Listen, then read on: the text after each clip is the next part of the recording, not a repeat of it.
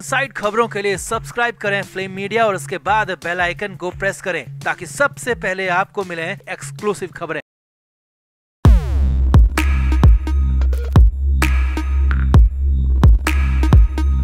बॉलीवुड कितना गंदा और घिनौना है, इस बात को पिछले 1 साल से हम सब देखते आ रहे हैं।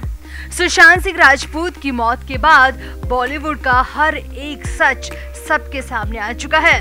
ड्रग्स का गंदा धंधा, आउटसाइडर्स के साथ दुर्व्यवहार, आत्महत्या के लिए मजबूर करना और तो और किसी की जान की सुपारी तक बॉलीवुड में दी जाती है। ऐसे कई खुलासे पिछले 1 साल में हो चुके हैं और अब जो खुलासा एकता कपूर को लेकर हुआ है वो तो घिनौनेपन की हर हद को पार कर रहा है। टीवी पर अपने सीरियल्स में महिला शक्ति का दिखावा करने वाली एकता कपूर पर एक टीवी एक्ट्रेस ने बेहद खौफनाक खुलासा किया है, जिसे जानने के बाद आपको एकता कपूर के नाम से ही नफरत हो जाएगी। तो आखिर क्या है एकता कपूर को लेकर वो बड़ा खुलासा, आपको सिलसिलेवार तरीके से बताते हैं। आप भी वीडियो को शेयर करें और कमेंट करके अपनी राय देना ना भूलें।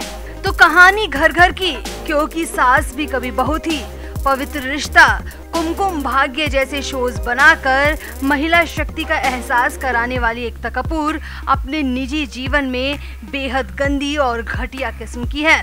ये कहना हमारा नहीं है, बल्कि एक टीवी एक्ट्रेस ने एकता कपूर को लेकर, बालाजी टेलीफिल्म्स को लेकर और एकता कपूर के प्रोडक्शन हाउस को लेकर बेहद हैरानी भरे खुलासे किए हैं। तो क्या आपको टीवी एक्ट्रेस अलाइका शेख याद है?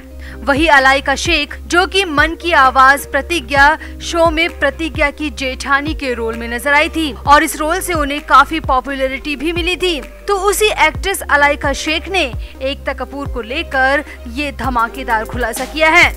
एक्ट्रेस अलाइका ने एकता कपूर पर एक के बाद एक कई संगीन आरोप लगा दिए। अलाइका ने कहा, मैंने 3 साल पहले टीवी इंडस्ट्री को अलविदा कह दिया, वो भी सिर्फ और सिर्फ एकता कपूर की वजह से, क्योंकि जितनी गंदगी एकता कपूर के प्रोडक्शन हाउस में मेरे साथ हुई है वो मैं सहन नहीं कर पाई। अलाइका का कहना है कि मेरे साथ एकता कपूर ने इतना गंदा बर्ताव किया है कि मैंने टीवी इंडस्ट्री को ही हमेशा के लिए छोड़ दिया और सुसाइड तक करने का मन बना लिया। एक्ट्रेस ने एक टीवी चैनल को दिए इंटरव्यू में बताया कि मैंने एकता कपूर के शो परदेश में है मेरा दिल में काम किया था। ये बात 2016 की है, मगर वहाँ पहले दिन से ही मेरे साथ बड़ा गंदा बर्ताव किया गया। सेट पर बेहद घटिया ट्रीटमेंट मिला। एकता कपूर का स्टाफ इतना घिनौना था कि मैं पहले ही दिन शूटिंग छोड़कर भाग जाने वाली थी, मगर एकता कपूर ऐसे एग्रीमेंट बनवा लेती है कि मजबूरी में भी वहाँ पर हमें काम करना पड़ता है। अलाइका ने आगे बताया, शो की स्टार कास्ट को रहने के लिए सिर्फ एक कमरा दिया जाता है, वो भी इतना गंदा और हर तरफ से बदबूदार होता है कि उसमें 1 मिनट भी रुकना मुश्किल होता है। उसी एक कमरे में टॉयलेट भी होता है और उसी कमरे में किचन भी होता है। वो कमरा किसी जेल से कम नहीं है। आगे सुनिए अलाइका ने क्या कहा। अलाइका बोली, सेट पर स्पॉट दादा भी खुद को प्रोड्यूसर समझते हैं और एकता कपूर के हुक्म का नाम लेकर हमसे 22 घंटे शूट करवाते हैं। हमारा शूट खत्म हो जाता है तब भी हमें जाने नहीं देते।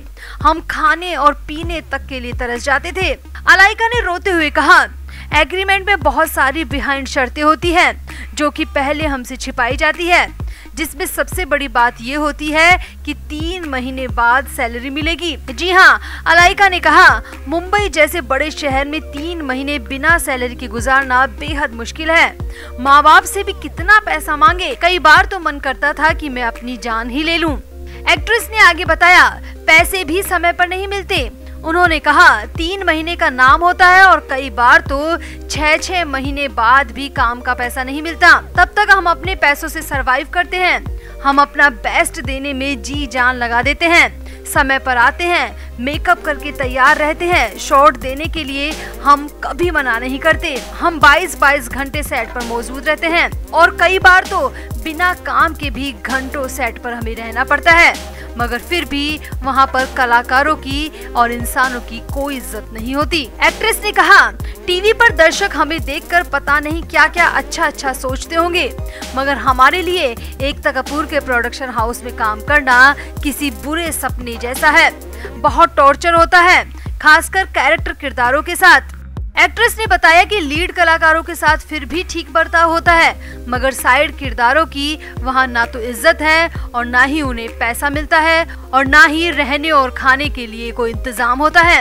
एक्ट्रेस का कहना है कि इस शो में काम करने के बाद मैंने टीवी जगत से हमेशा के लिए तौबा कर लिया और इंडस्ट्री को हमेशा के लिए छोड़ दिया, क्योंकि मेरा परिवार मुझसे बहुत प्यार करता है और मैं खुद को तकलीफ देकर अपने परिवार को दुख नहीं पहुंचाना चाहती।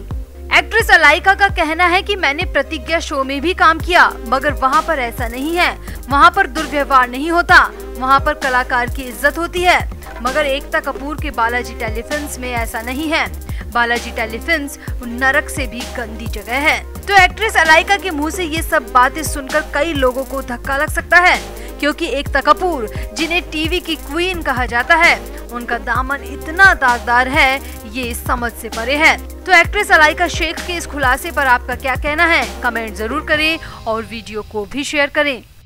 तो ये बात साल 2018 की है, जब सुशांत सिंह राजपूत सुपरस्टार थे।